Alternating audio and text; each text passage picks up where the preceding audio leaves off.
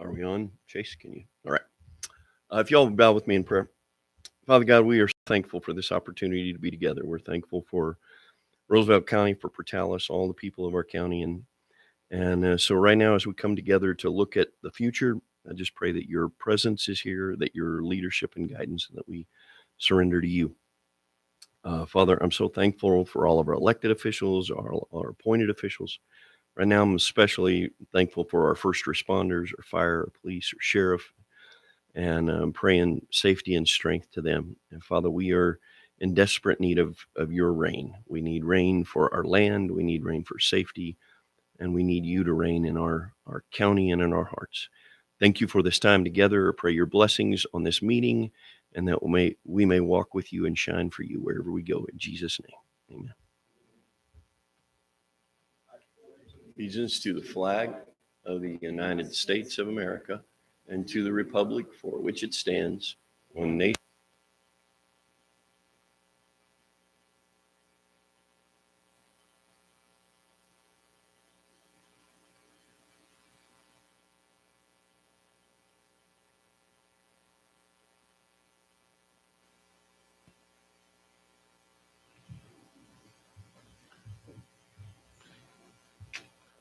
All right, good morning, everybody. Thank you, Don. Those encouraging words. All right.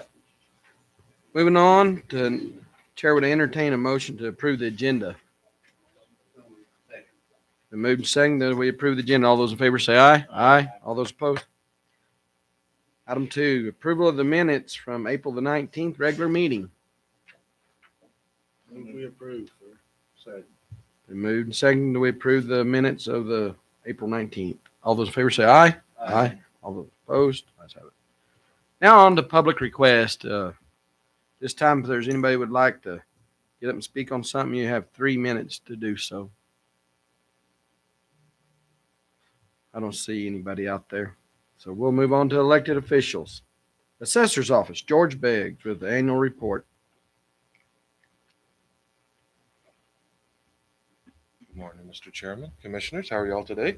Um, This is a yearly report that we're required by PTD to give to y'all. Basically, it tells what we've done and how the county's doing. And I really need to go over this or just approve it?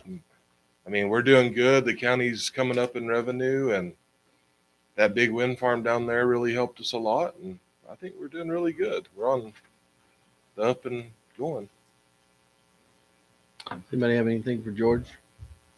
I'd entertain a motion. Do we need to approve his report or just have it presented to us?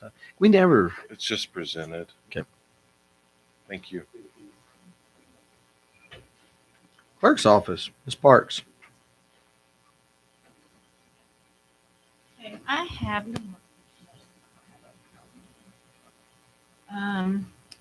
I have 3 IPRAs, open IPRAs, which are fun little pieces of information that they're all election related. One is from the Republican Party wanting information on the 2020 election. The other one is on the tax records. Somebody wants the information on the properties that are going to be for sale on the tax sale. And the third one that just came in yesterday afternoon is asking for the party rules, Republican Party rules, Democrat Party rules, Libertarian Party rules. That one's an easy, just provide the information. The one on the tax sales stuff we sent upstairs to Amber. And then the one from the Republican Party that's asking about the 2020 election. We are working with Shawnee Standifer on that one, and they're looking for basically to do a big recount of the 2020.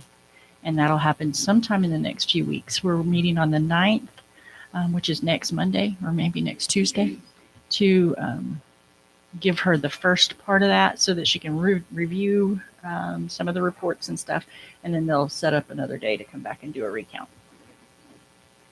And then I think that was it.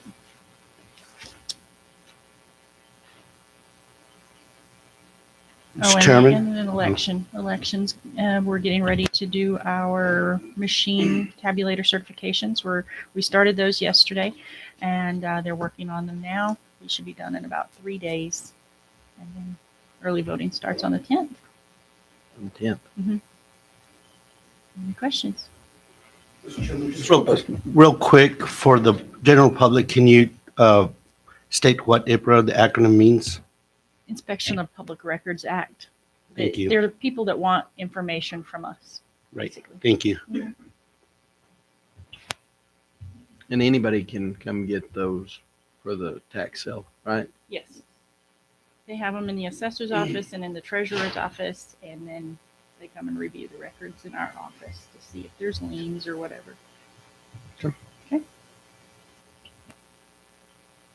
Moving on to the treasurer's office, Ms. Sanchez.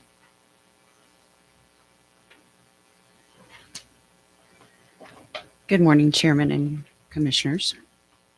This morning, I would like to report on your general fund balance for the end of March. Your beginning cash was $5,870,429.81. You had debits of $442,821.59, and you had credits of $572,068.94, leaving your ending cash for general fund at $5,741,182.46. Does anyone have any questions over the balances? No, I think we're good. Okay, very good. As far as our tax sale, that is still moving forward. That will be this Thursday in this room at 10 a.m. Any interested parties that would like to bid on properties need to be here at least 30 minutes before to register with the state. We started out with 27 properties. We are now looking at only 11 as of this morning. We got quite a few paid yesterday, so there'll be a few, I'm sure, coming in and getting paid up until maybe the day before the sale. Does anyone have any questions of me over that? If somebody was wanting to bid on that, is there a certain way they have to pay? I mean, when they register, so they'll be ready. Yes, so they have to come up with certified funds. Certified. Yes. Anybody else have anything? Okay, very good. Thank you. Detention. Ms. Ramsey. Good morning, Chairman, Commissioners. For the facility count, we have 65 today, 11 females and 53 males. We have one out-of-county detainee. For bookings, for the month of April, is 57 bookings, and releases is at 58. Our total number by the detention center transported was 1. Our billing for only Guadalupe County was $2,250. Our MAT program, we currently have 7 in group counseling, 2 in individual counseling, 2 on medication, 10 pending referrals for the MAT program, and they'll be interviewed later on this week to see who can join. We are looking forward to building an outside area for our MAT program so they can enjoy some of the outside counseling services that we want to provide. We have 4 in our academy at the moment. Facility maintenance. I have 87 cameras up and still going. Intercoms will be shortly after the cameras are complete and installed. Our detention center garden has been planted as of about 2 weeks ago. COVID-19, we're still doing an enhanced cleaning, disinfecting, hygiene practices still happening daily. Detainees who are detainee workers are wearing N95s as they're working. Staff are still wearing their masks. The state has not lifted our guidelines for that yet. We have had 0 COVID positive cases in the last 6 weeks. We're still offering monthly vaccine clinics as well. And then right now we have Correctional Officer Week underway, and we have something planned for food for the staff and anybody who wants to join. That's all I have. Any questions? I think we're good. Thank you. Finance, Ms. Rivera. Good morning, Commissioners. Included in your packet is the third quarter DFA report that was submitted. Just to touch on a couple of the balances of our funds, general fund has as of March 31st, has an adjusted balance of just a little over 13.5. Our road with an adjusted balance of about 1.5. And then with 75% expended through the year, most of our budget are at that mark or slightly over. As the year progresses and we come to a close, you'll start to see more of the expenditures, so less cash. For that, I'll stand for any questions. I think we're good. Thank you. Moving on. Mr. Lovato with the road. Good morning, Chairman, Commissioners. We're still working on LGRF. We got 2 projects going. One in South Roosevelt Road 28 and South Roosevelt Road AG. And then we also got one on South Roosevelt Road 4 and South Roosevelt Road L.5. We continue to clean tumbleweeds as the wind blows. Cattle guards we're still cleaning those up. We're doing routine maintenance of blading roads and also we continue to fight fires. We've had multiple fires in the last month since we last talked, but fires are a big thing right now. So, and that's about all I got for right now. If y'all have any questions. Any of the commissioners have something for road? Looks like not today, Ricky. Thank you. One of the manager, Ms. Hamilton. Good morning, Mr. Chair, Commissioners. So just a couple of things to run through, and then I have asked Chase to share a little bit on our update on our IT security, cybersecurity enhancements as well. We do have an MOU with AOC that they returned to us late last week that's fully executed, so we're excited to begin that pilot project. We don't know how much we're going to get done this fiscal year and how much will be next fiscal year, so y'all will see that in our budget workshops too. We are looking again at the NMC Summer Conference. Again, May 4th is the early bird rate. At this point, I think Commissioner Dixon's the only one I've heard from that it plans to attend.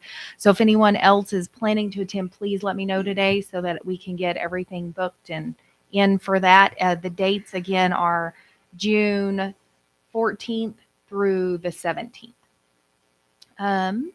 We have a vacancy right now within our compliance officer position there for misdemeanor and DWI compliance. And we are interviewing and moving forward with that and have had a lot of applications for that.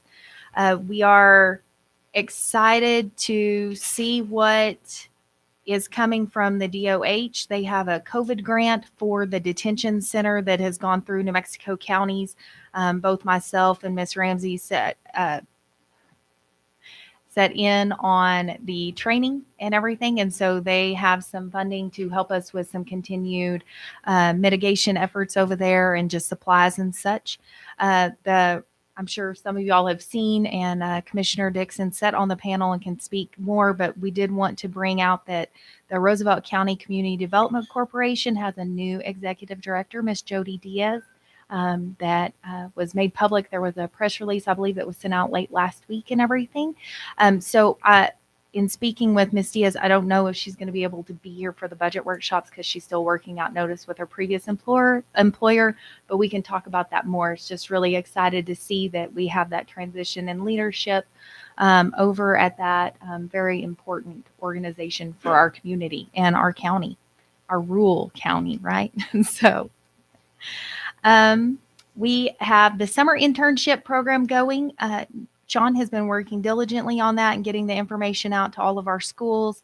We have funding up to 50 students, and we've sent out news releases, information, and such.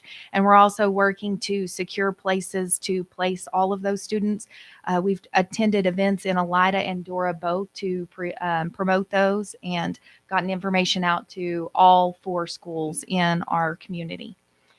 The required American Recovery Funds report was submitted last week by myself and Ms. Rivera. So we do have that one satisfied as well. The mental health feasibility study, as y'all will recall, we did a joint collaborative effort between 4 counties, 3 municipalities. We expect to have that report sometime at the end of May, and I've talked to them about coming in and presenting to the commission, doing a joint public meeting, perhaps with the commission in the city or with the Clovis. I was speaking with Claire last week as well, so we may just have a really big joint governmental meeting to where they can come in and present those findings with y'all, what they found, and what the next phase will be in this planning process in terms of trying to find a way to really put into place the necessary infrastructure for the mental health crisis that we're facing here in our communities. Both myself and Commissioner Greider attended the Canton Air Force Base Community Partnership Breakfast last month. That was the first time that we had had anything out there in terms of this event in about 2 years. So it was good to have that briefing and get the information on the new mission type thing and the new direction with their new logo and such that I'm sure y'all saw in the paper as well, but we did attend that. And then both myself and Commissioner Savage had a meeting yesterday with the city. We have our next one scheduled on Monday, the 9th. We are just beginning the negotiation process as far as joint services. There's so many things that the county does for the city and the city does for the county that working on those joint agreements is an ongoing process. And we've been working on this for several months.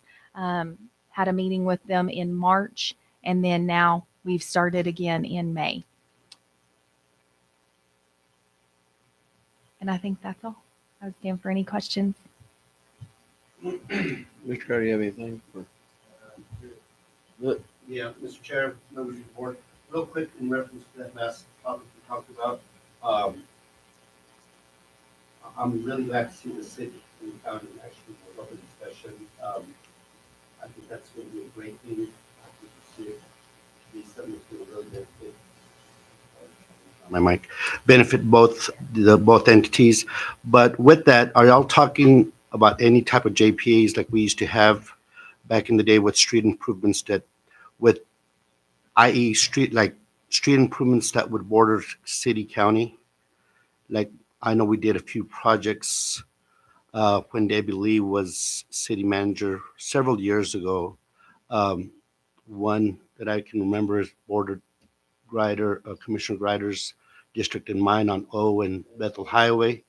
And then there was another one that was 70 county city. Are y'all discussing any of that, or are you guys just kind of focusing on the other things like public safety?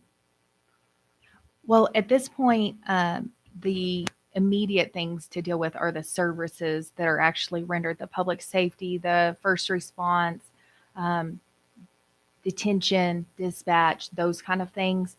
We have had, as you're aware, a couple of street projects that they've gone and everything, but we don't have, those discussions haven't come up. They haven't had those asks or those. It's just been very service driven at this point, trying to find those. Obviously, those are things that we can talk about as we come up. But Mr. Lovato's, he can talk about his staffing challenges right now. We're 4 down in our road department. And so there's not much that we're able to jointly offer anyone else at this point in terms of we are having to take care of our own right now. But they haven't brought up any requests like that for funding applications yet, Commissioner Lopez. So well, that's fine, and I understand that should be priority, what you guys are discussing at this point, without a doubt. But I was just looking more down the road. You know how we do our 5-10 year plans, whatever it may be, for us to kind of in the foreseeable future just have those type of projects. I'm still into the lime in Boston, and I know they're going to be cutting away with that water project, but that's been one that's really been hanging over me for a while. And I know I've gotten the support from my fellow commissioners to take on that initiative, but I know it's going to have to take the city to do some type of JPA with us. So I just needed that update. Thank you. Yes, sir. And just to add that that is one of those things that we would like to see included, like one joint annual meeting each year between the county and the city, so that you can have those discussions as the governing boards as to what can we do together? How can we partner? What does this grant funding look like? What can some long-term goals be? Because it's so important. As we all know, they're asking government to do more with less every year.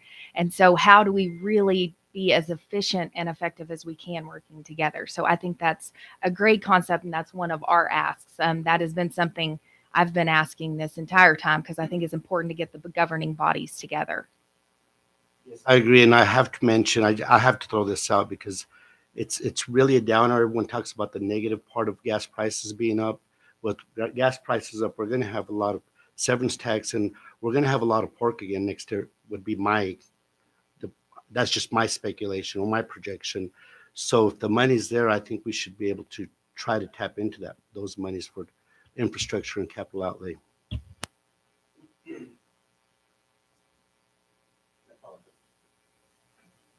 Does any of the other commissioners, Ms. Dixon? Mr. Savage, you have something? If you would, please. Probably not that important. Just like to offer a personal opinion. Sometime back, we received communication from the Board of Regents from ENMU asking for us to recommend someone to be on the search committee for the new president. And so we met we received a letter from Ronnie Birdsong. Yep. Certainly very well qualified.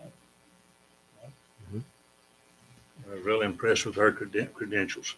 And received a letter from Charles Bennett. And so we made a decision. And so what is confusing to me is we're basically a commission that is made up, represent a large constituency of agricultural related people.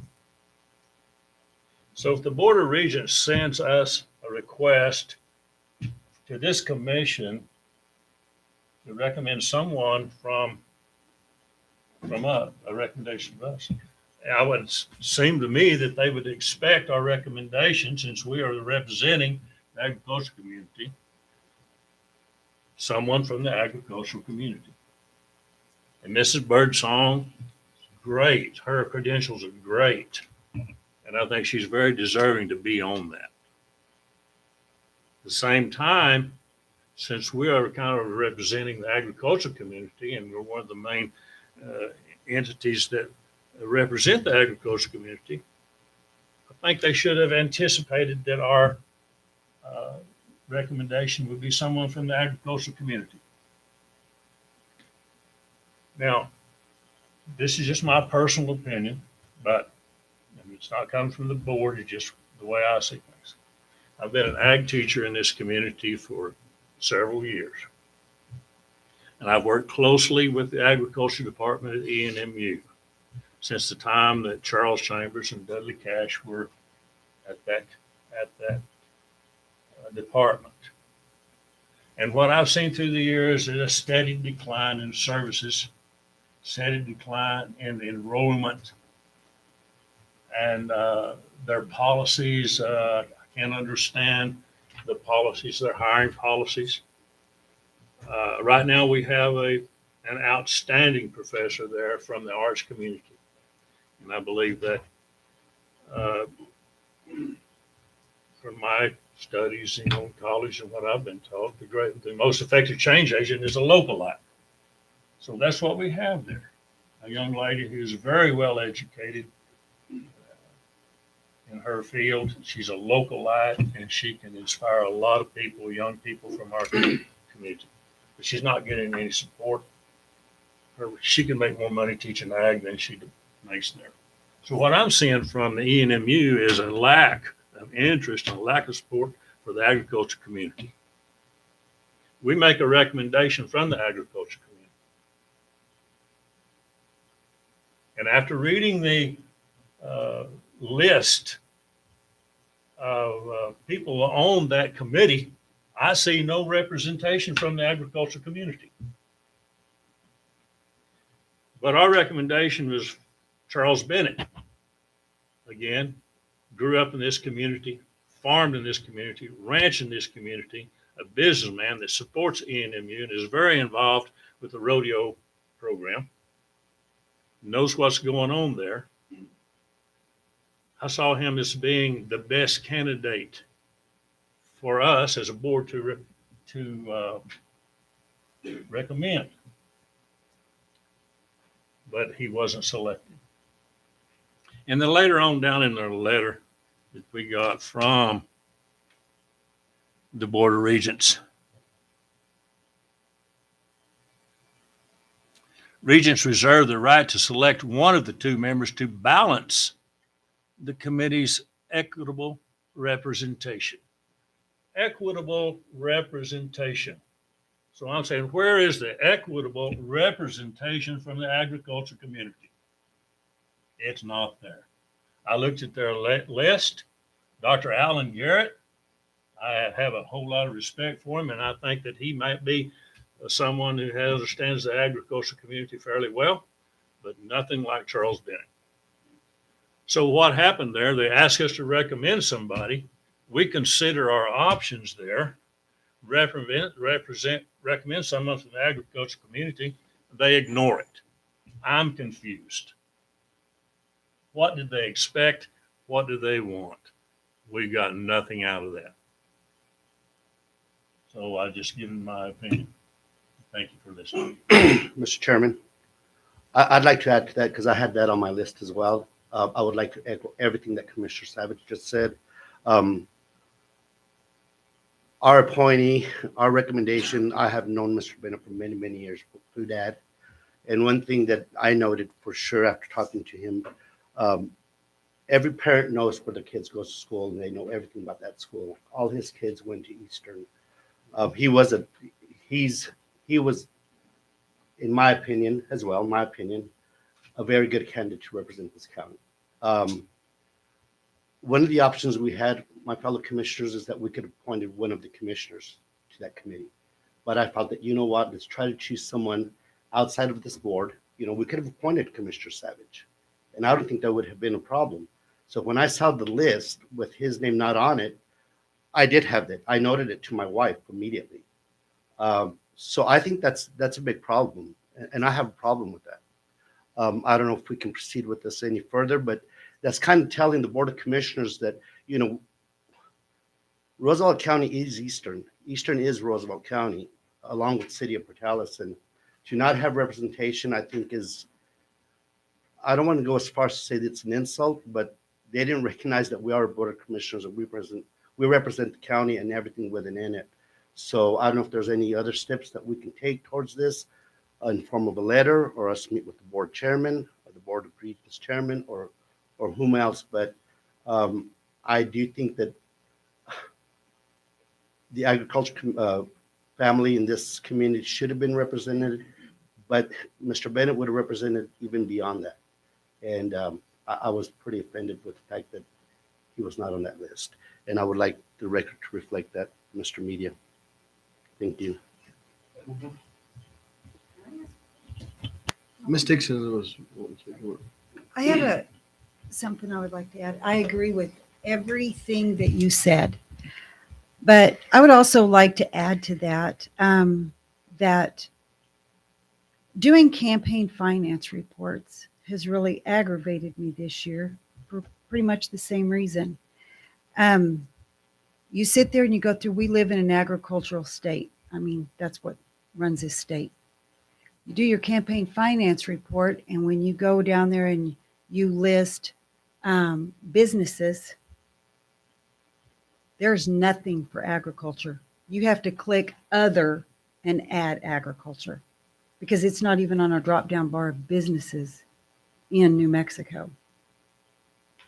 I know that might seem minor to some people, but to me, that's very irritating because we are an agriculture state.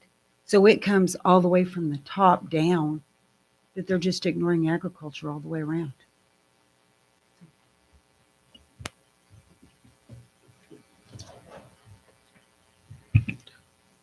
On another note, I have another question since our treasurer's here, but go ahead. If you had a question.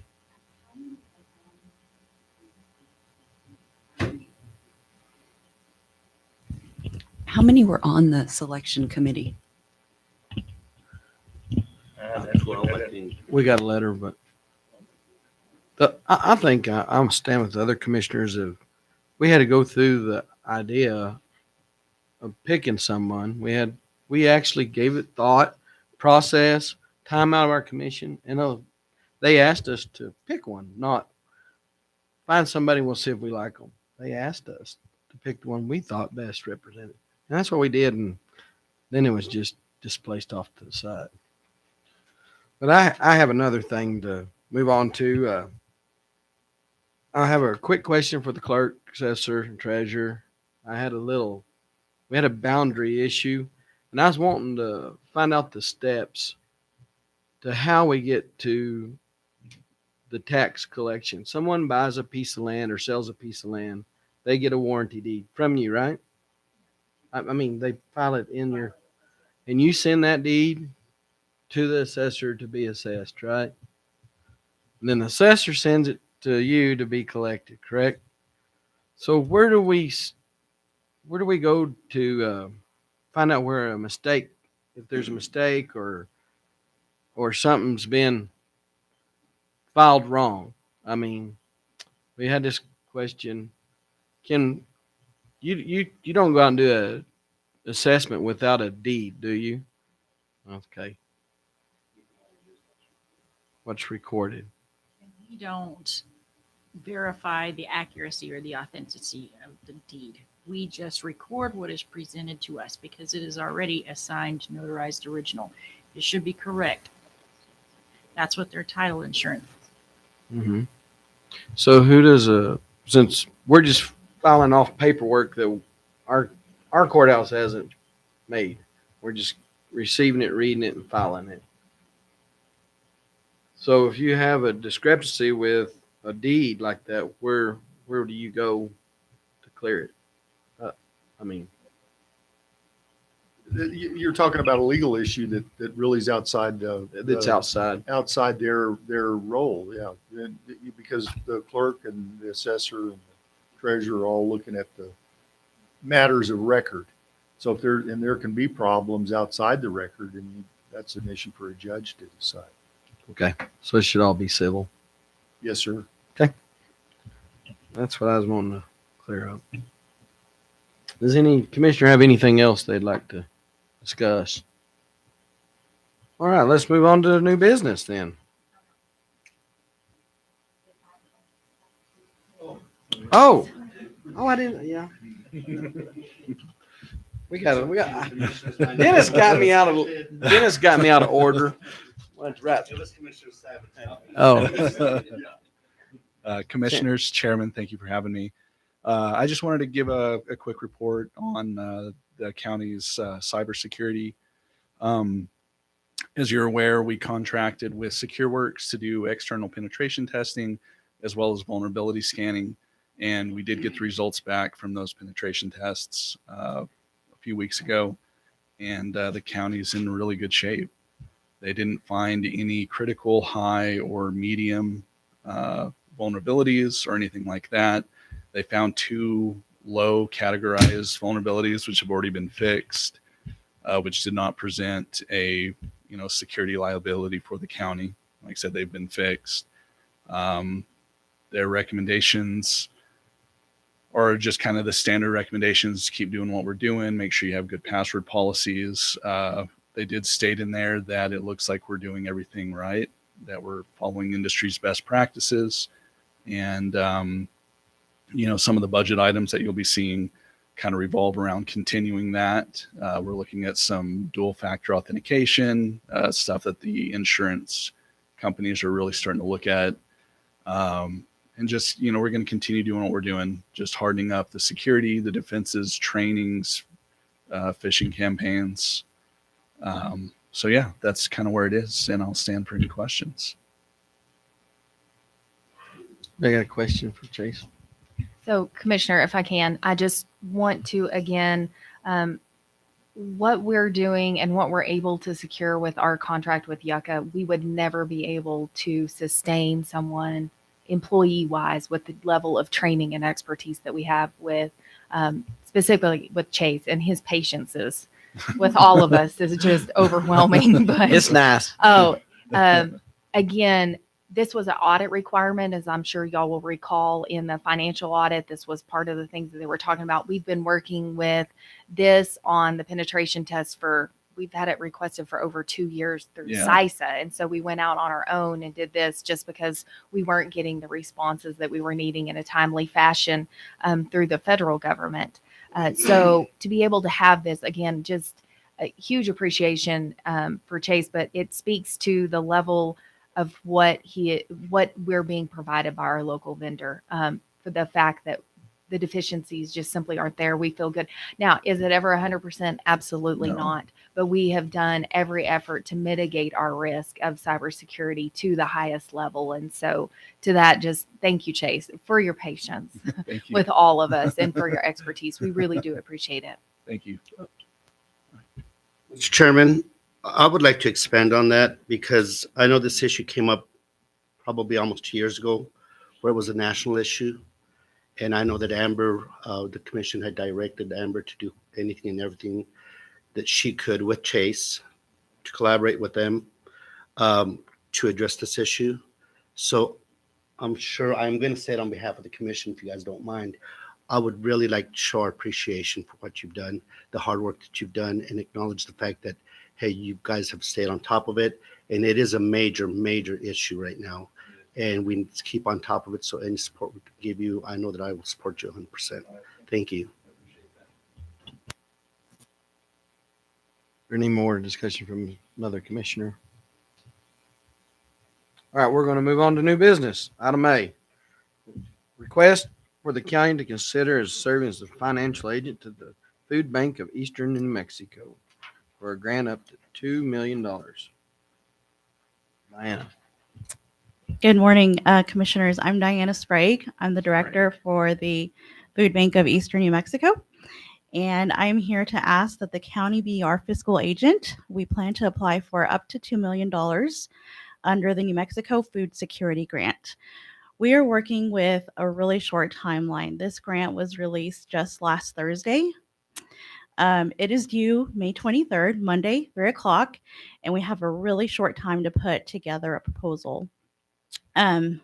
Specifically, we are going to be asking for the county to be the fiscal agent to purchase a property so that the food bank can open a secondary location here in Portales. And of course, it won't be limited to just serving Portales. It will be for all of Roosevelt County. And the reason is that if you look at this one pager that I gave you, within the 5 counties that we service in Eastern New Mexico, Roosevelt County has the highest rate of food insecurity. Right now, our current setup is that we partner with La Casa and we do a drive-through style distribution. Every time we come, we bring 2 whole truckfuls.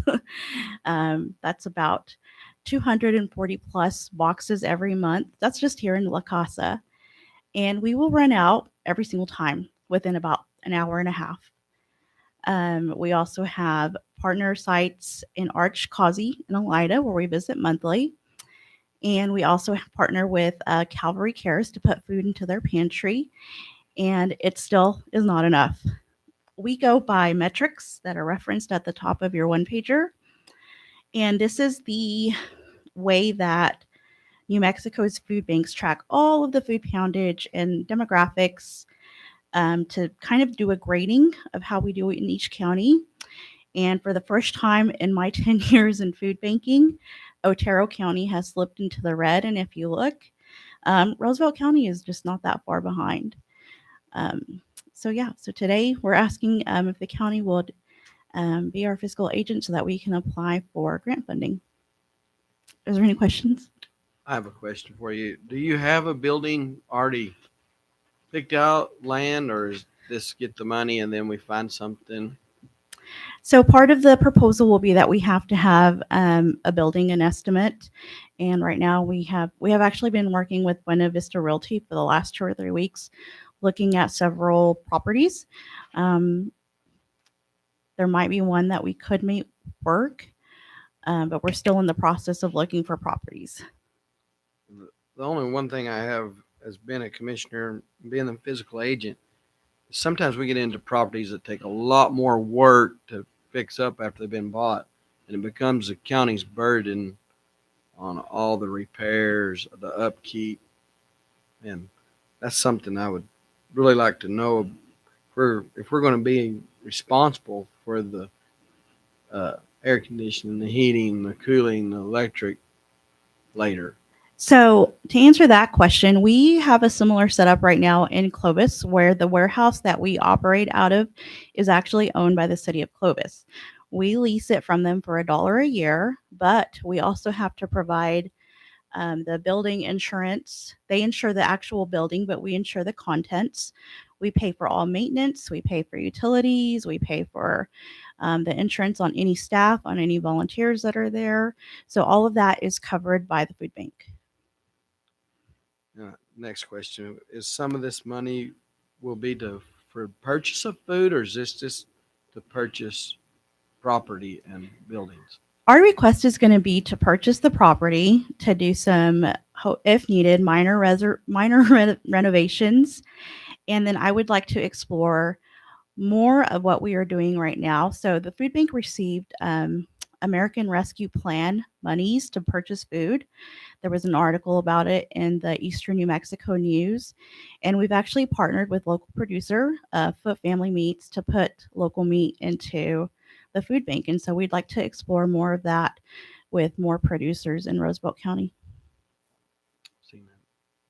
I was just wondering what the grant money could be used for. Like Anything. if you could buy refrigerators or freezers. Absolutely. And, It's historical. I've never seen anything like this. I've never seen. So there's 10 million. We can use it, and not just the food bank, but all nonprofit entities, schools, senior centers. We can use it to ask for cold storage, for vehicles, for equipment purchases, building purchases, staffing, personnel. I've never seen anything like it, and I don't think that it will be reoccurring funding. Thank you. Mr. Chairman, real quick, I'd like to add to this. I mean, they could even apply for refrigerated trucks to go to Dora, anywhere in our rural community. We did participate yesterday with Diana and a group of individuals that represented several agencies in the Portales Clovis area. We have Mr. Don Thomas here, who's very proactive in our faith-based community, very proactive with these initiatives. I'd like for you to share just a little bit, add a little bit to what Diana's presentation is based. We all know the needs there, but he works directly with all these entities year round. Well, I agree. And I think our food bank is absolutely essential to our community. It's stunning for us to realize how much poverty is in our county. I think you guys know this.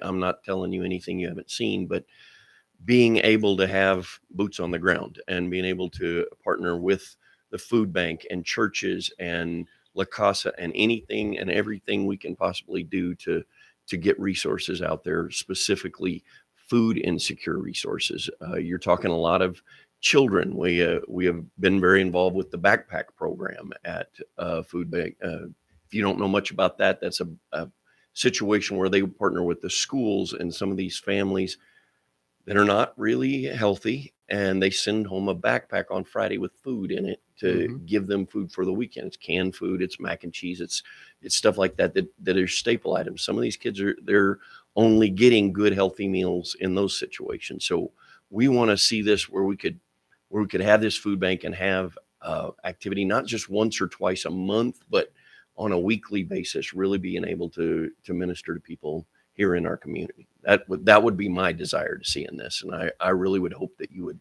partner with us.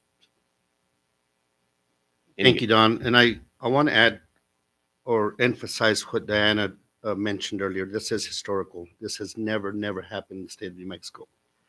That's the good part. That's the good news about this. The bad news is that the time frame and time is of essence. They're making anyone that applies for these grants, they're mandating them to attend a meeting with the governor's office webinar This at afternoon 2:00. And that's mandated. You don't participate in that, you cannot apply for the RFP.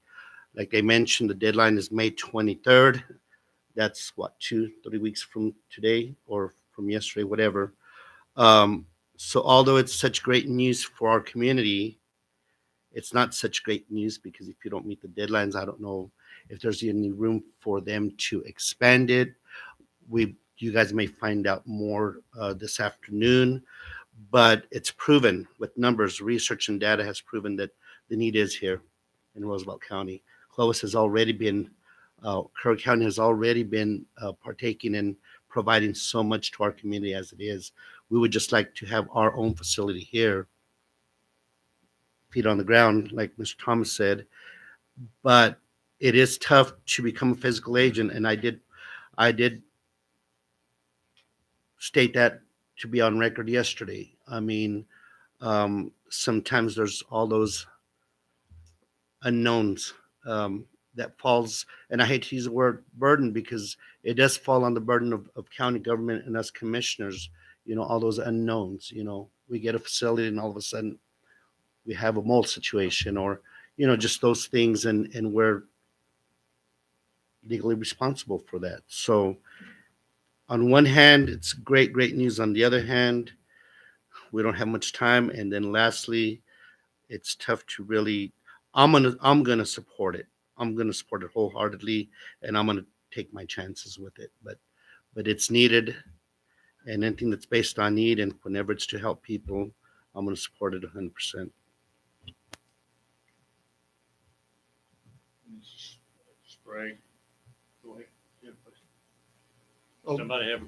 Well, you're- Randy was. I had a question. I just wondered if there's anyone from Roosevelt County on your board. Yes, we have several. I think Okay. more than half of our board. So Sharon Kendricks, Glenn O'Rear, Teresa Nance. Those are just the ones I can think of off the top of my head.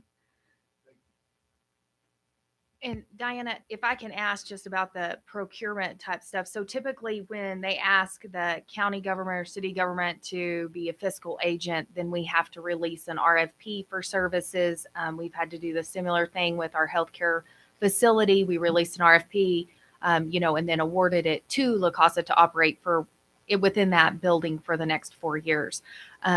So is there something like that they're designating here?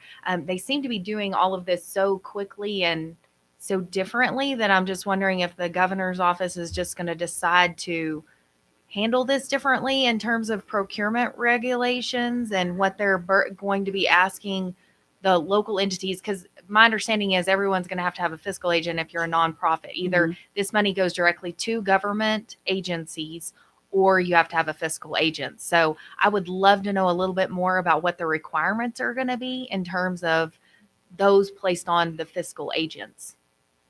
I don't have an answer for that, but I'm right there with you because procurement is going to come up and you really can't go into procurement. And it does state in the actual RFP that we have to follow Roosevelt County if they're our fiscal agent, your procurement policies. But 3 weeks is not really enough time to do that. And so that's going to be one of my questions when we go into that webinar today. Mr. Chairman, members of the board, real quick, it's very short notice, but I really think a lot of those questions are going to be answered at 2:00 today. And I don't know if you would want anyone from the county to partake in that at 2. I know that we're going to be, yeah, right. So maybe I wouldn't mind taking on Diana as a commissioner if you guys are good with it. Her updating me on the meeting that transpires today at 2. I can do that. tonight or tomorrow morning, kind of give me a synopsis of everything that occurred, and then I can relay it back to our county manager and the board. I don't mind doing that on behalf of the county if you guys don't mind. Like I said, time is of essence. It's much needed. We don't know if these monies will ever in our history be available to our part of the state. So I'd be willing to partake a little extra of my time in reference to this particular topic. Yeah, and that's assuming that there is time for a Q&A today. I don't know how they're going to address that, because I'm sure we're not the only ones in that position who have a lot of questions about how this can work. Ms. Dinah, I'm happy to call anyone on the fourth floor in the governor's office, whoever their lead person is on this, since I'm not able to attend the meeting. I'm happy if you get some contact information on who I can contact to ask, just for some clarification. I reviewed the RFP, but there's just a lot of questions still there. So I barely got this morning the actual link to the webinar, and in today's presentation, there is a list of people that can be contacted. There's a list of about 4 people that you can ask questions. The other thing that I would like to request is, if there's any way, when does the fiscal agent have to commit? I don't know how comfortable as a board, such short notice, we would want to commit to being a fiscal agent today, but I know that we have our next meeting in 2 weeks, 17th. No? that'll be your budget. Okay, so it's kind of a moot issue then. This is it. And Commissioner, that's why I had encouraged, when I met with Diana last week and said we need to get this on the agenda, like time is of the essence. It is something that I wholeheartedly, I'm with you. I support. I think this is some of those things that it's hard, and y'all have heard me talk about, like, the last thing we love to be is landlords for all of these crazy buildings and some of these things that we take on. But as far as the responsibility goes, it will be building insurance like we have with our healthcare center. That's about $1,000. I don't know what the new building, what we're looking at. I don't know what the location will be, but I would anticipate it would be less than that annually in terms of requirements. And then we would be able to have a use agreement like what we've drafted through our RFP process. Even if we go out, there's only one person or one entity that can provide the services, we still have to provide access for others to put in that bid. But then we could have the use agreement to ensure that the county is protected in the same realm, much like what we have that agreement with La Casa. They provide the operation, the overhead, the maintenance, all of the regular type things like that. So we have some sample documents that we already have. We could just curtail them to this specific. Mentioning specific locations, Mr. Chair or members of the board, but do you think we'd be able to consider any existing locations to house this food bank in Roosevelt County, if available? I didn't want to mention any specific locations. I think we're putting the horse before the cart here just a little bit. I withdraw that question. Is there any more discussion? Mr. Savage, Yeah. with you, please. As y'all know, Mrs. Hamilton and myself are representing the Joint Powers Agreement. And since this is another project that benefits not only the county but the city, my mind is, as I go into those negotiations, I would like to see a dollar figure. What do you project will be the annual cost to the county for providing this service or being the physical agent? I think the annual cost would be the cost of actually insuring just the building. I don't know what that is in Clovis, but that's all they are covered for. We have a pretty detailed lease agreement where we do everything else, the maintenance, any upgrades, staffing, insurance, all of that. So Utilities. we talked about insurance probably being around $1,000. It's just an estimate based on what we're seeing, like with some of our other public, and then you're obviously going to have some administrative costs. Just summarize for me right quick. there's been a lot of dialogue and I'm a little slow. Summarize for me what exactly you're wanting us to be the physical agent. You're wanting us to purchase a building and maintain the building. No, no maintenance. We would maintain it. You would maintain it, Yes, but we would purchase it. yes. And the, okay, go ahead. And that purchase, the cost of that building would come out of this 2 million. Yes, it would. I mean, I just wanted to leave it open that I could ask the county to be our fiscal agent for a request of up to 2 million. And so the bookkeeping and the records part of it, we have to have someone like Liliana who is keeping track of that stuff. What's the cost of hiring those type of personnel? What I'm trying to get is, if we go into negotiations with the city of what we're supplying and what they're supplying, we need a dollar figure. Say, okay, here's what we're spending on behalf of our county, and it benefits the city also. So that's kind of what I'm interested in. Figures that I need as I enter into those negotiations. How much are we spending? Dollar. She wouldn't be able to tell you what the administrative costs are, but I think the administration here can give us that number, and then we know, we have a rough idea what the insurance is. So it's roughly going to be, 20,000. Cost, they cost us about 20,000. Less than that. Less than that. Mr. Lopez? Yes, Mr. Chairman, members of the board, real quick question. Once again, I want to emphasize time is of essence here. Mr. Attorney, would we be able, if we act today, and let's say we voted to become the fiscal agent, would we be able, once we get more of the details down the road, get out of being the fiscal agent? Because you can vote to approve subject to all of the contingencies that we see here. The contingencies are, and the biggest concern, as I'm hearing, is the procurement issue, whether or not we can successfully comply with the law concerning procurement to allow this to go forward. But you could approve it. You could approve the to act as a fiscal agent for the food bank today, subject to coming back to ratify a contract, an RFP, that's whatever the process, the powers that be let us do. If there's some special procedure, they're going to let us do this as sole source, and maybe we don't have to. I don't know what we'll have to find that out. But you could approve it today, subject to final ratification. that sounds good. And I know you guys, Claire stated you guys are on the agenda for Thursday. Yes, Claire we're Burrows on is their the consent assistant agenda. city. Okay. Well, thank you, Mr. Attorney. That's quite, I feel a little more comfortable with that clarification.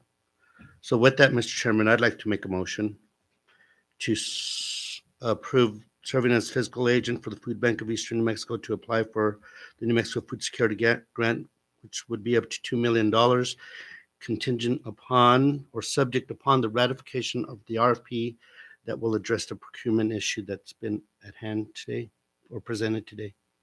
I'll second that motion. Or Ms. Dixon will second that motion. All those in favor of Mr. Lopez's motion, say aye. Aye. Aye. All those opposed?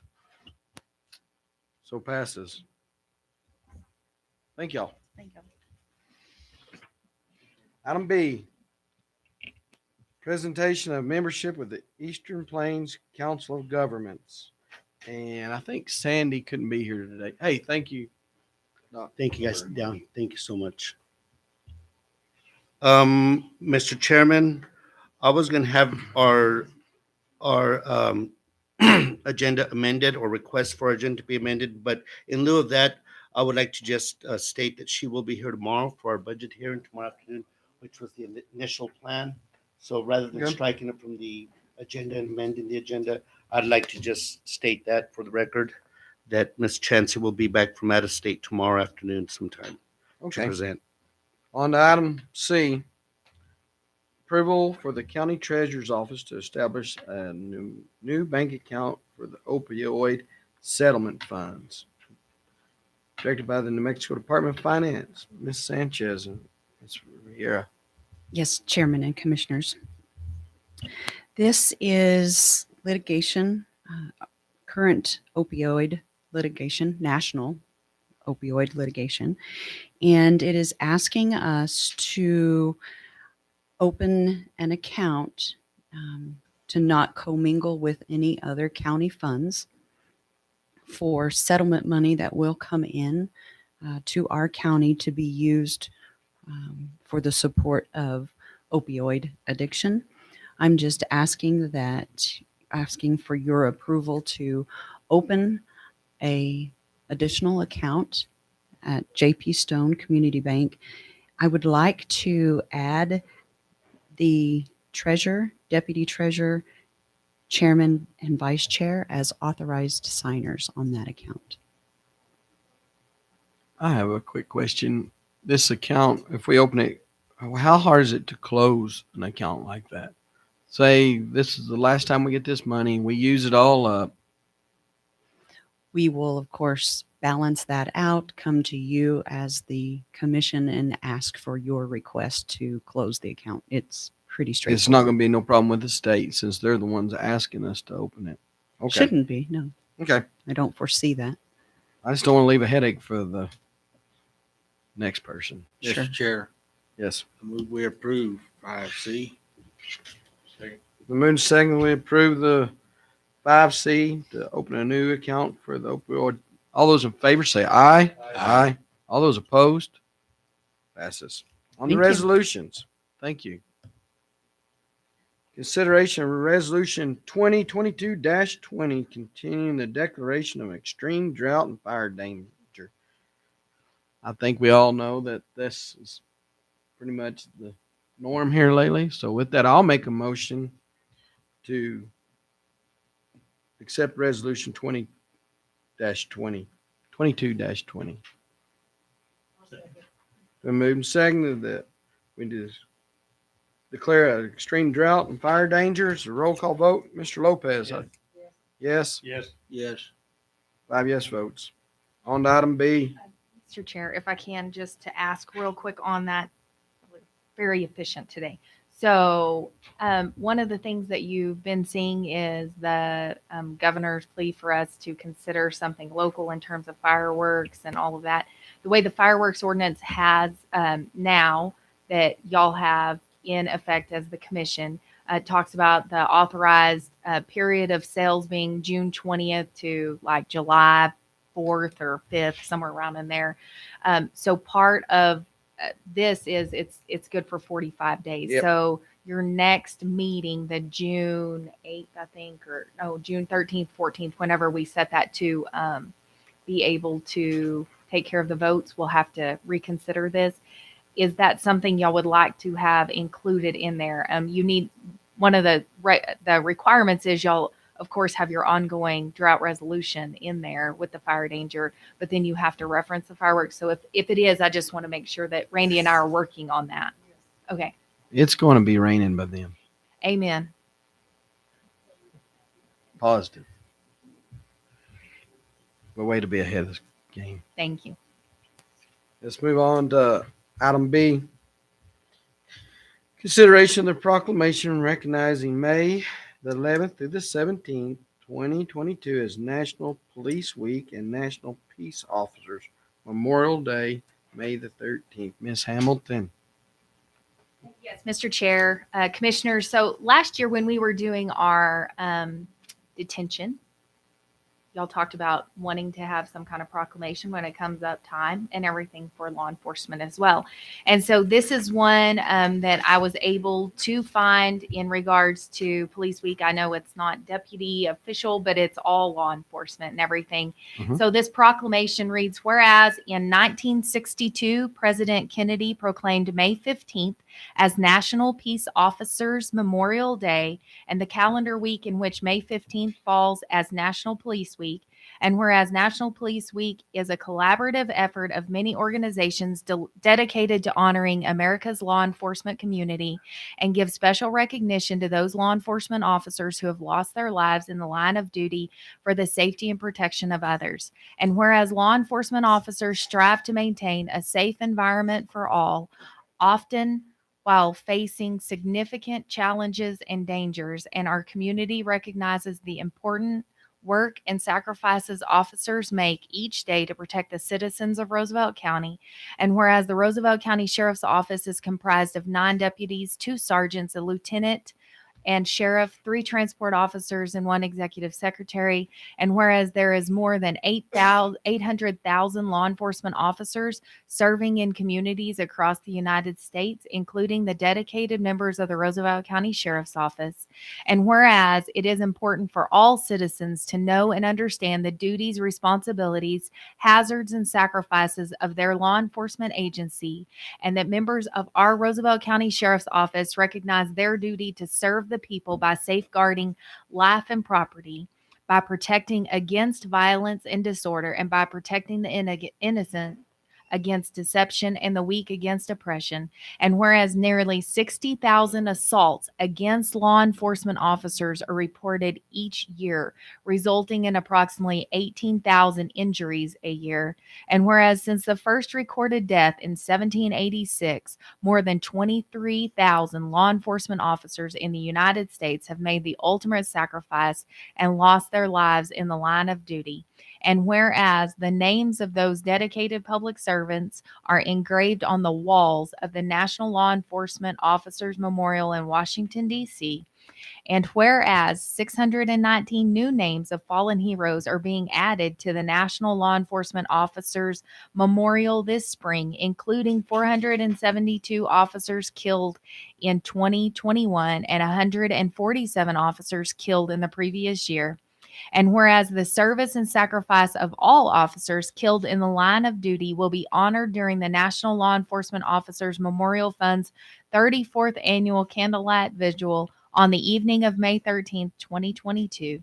And whereas May 15th, 2022 is designated as National Peace Officers Memorial Day, and all U.S. flags should be flown at half-staff in honor of all fallen officers and their families. And now, therefore, be it resolved that the Board of Roosevelt County Commissioners will observe May 11th through 17th as National Police Week in Roosevelt County and encourage all citizens to join in honoring and recognizing our law enforcement officers. Roosevelt County encourages you to initiate, support, and embrace new ways of honoring these critical public servants as they perform their duties in an especially challenging time. We publicly salute the service of law enforcement officers in our community and in communities across the nation. We dedicate these 7 days annually to recognize these great public servants, but we should not hesitate to make every day an opportunity to honor and show appreciation to those men and women serving daily in law enforcement to keep our communities safe. Be it further resolved that the Board of Roosevelt County Commissioners do hereby proclaim May 15, 2022 to be National Police Officer Memorial Day to honor our law enforcement officers who have made the ultimate sacrifice in service to their community or have been disabled in the performance of their duties, and let us recognize and pay respect to the survivors of our fallen heroes. Good job. But they deserve that much time. Chair would entertain a motion. Moved and seconded to approve the proclamation recognizing May the 11th through the 17th as National Police Week and National Peace Officers Memorial Day. Mr. Lopez, how do you vote? Yes. Yes. Yes. Yes. Yes. 5 yes votes. On to item C, the proclamation recognizing May the 4th, 2022 as Firefighters Day and May the 15th through the 21st as Emergency Medical Services Week. Ms. Hamilton, have you caught a breath? I'm ready. Thank you. Would you Um, read that one to us? too? Yes. So just a couple things I wanted to share and highlight too. So there is no official Firefighters Day, which is just beyond. I thought there was a day for everything. So sad to see that. But we've had a couple of really great presidential supports in the past that I wanted to read from. The first one, Ronald Reagan issued one in 1984, and he talked about our nation's volunteer firefighters carry on this truly American tradition of citizen response for the common good. Like the Minutemen of our early years, these volunteers are ready to respond on short notice to help fellow citizens in need. Volunteer firefighters protect our lives, our families, and the economic lives of our communities from the threat of destructive fire, often at great personal sacrifice. These trained and organized volunteers, our neighbors, are a valuable national resource. It is fitting and proper that a grateful nation should recognize the vital contributions of the 1 million men and women who serve in our nation's volunteer fire and rescue departments. And then President Bush also did something in 91 where he talked about the responsibilities of a firefighter often entail considerable personal risk and sacrifice. In addition to enduring what are sometimes long and unpredictable hours, a burden shared by the loved ones who must cope with the worry and waiting, firefighters are frequently called to put themselves in harm's way to protect the lives and properties of others. Professional and volunteer firefighters not only bring prompt, highly skilled assistance to victims of fire and other emergencies, but also play a leading role in prompting public safety. Through schools and community programs across the country, firefighters are hoping to educate the public, in particular children, about ways to avoid fire and safety hazards. They're also teaching individuals what to do if an emergency strikes. Many firefighters who are trained as paramedics and emergency medical technicians are helping to save lives by instructing citizens in first aid, including the cardiopulmonary resuscitation. So I feel like that just further supports the proclamation, which reads, whereas firefighting and emergency medical services are a vital public service, and whereas the members of firefighting and emergency medical services teams are ready to provide life-saving care to those in need 24 hours a day, 7 days a week, and whereas access to quality emergency care dramatically improves the survival and recovery rate of those who experience sudden illness or injury, and whereas firefighters often put the safety and well-being of others above their own, and whereas emergency medical services has grown to fill a gap by providing important out-of-hospital care, including preventive medicine, follow-up care, and access to telemedicine, and whereas the members of the firefighting and emergency medical services teams, whether career or volunteer, engage in thousands of hours of specialized training and continued education to enhance their life-saving skills, and whereas it is appropriate to recognize the value and accomplishments of firefighters and emergency medical service providers by designating Emergency Medical Service Week and Firefighters Day, now therefore be it resolved that the Roosevelt County Board of Commission, in recognition of this event, do hereby proclaim the week of May 15th through the 21st, 2022 as Emergency Medical Services Week and May 4th, 2022 as Firefighters Day, and further extend appreciation to all our volunteer personnel in Roosevelt County. With that, I'd like to add a few words. I have a brother that's a retired fireman EMT, and I know Miss Dixon serves. I want to thank you. And they do a lot. They carry a lot of burden that you don't know. They get to deliver babies, carry babies out that didn't make it, see houses lost, see houses saved. And it's sad we don't have a national day for them. With that, I'm going to make the motion to accept the proclamation recognizing May the 4th, Firefighters Day, and May the 15th through the 21st as Medical Services Week. I'll second that. Mr. Lopez, how do you vote? Yes. Yes. Yes. Yes. Yes. Motion passes. Moving on to contracts and agreements, procurements. Request of approval of professional services agreement with Diana Hernandez for misdemeanor and DWI compliance services. Miss Riera. Oh, she's. Yes. So I know Ms. Hamilton talked about earlier, we are in the process of seeking a new misdemeanor and probation compliance officer. This contract would be for Dana Hernandez to continue assisting us until we can fill that position so she can guide us. And Darla and I, in the meantime, are in that office with the probationers who check in. Commissioners, I will add, so Ms. Rivera was over there staffing that office yesterday. She did a phenomenal job. They worked to learn the system and do everything. And again, this is a very short-term solution. Ms. Hernandez provided an instrumental job in establishing the program. As the commission will recall, this was something we had contracted out. So we had never had the internal infrastructure. We had always just had someone do it. So when we brought in our own employee, our own staff person to build it out and to do it, Ms. Hernandez has done a fantastic job. We were sad to have the state take her back, steal her back from us, but she lives in Clovis, and it's very understandable with her transition there. But she will continue to assist and provide the training as we talked about in the agreement, which has been wonderful to see what she's done with Ms. Rivera and Ms. Reed at this point. But being able to do the training, I know she was on site last night just to help with notes and stuff. So if y'all have any questions on any of this, this has been about a year and a half, a little over, that we've been providing these services in-house. With that, I'll make a motion to approve the professional services agreement with Diana Hernandez. Second. Second that we approve the service agreement. All those in favor say aye. Aye. All those opposed? Going on to item B. Mr. Thank you. Chairman, I apologize. I had discussion.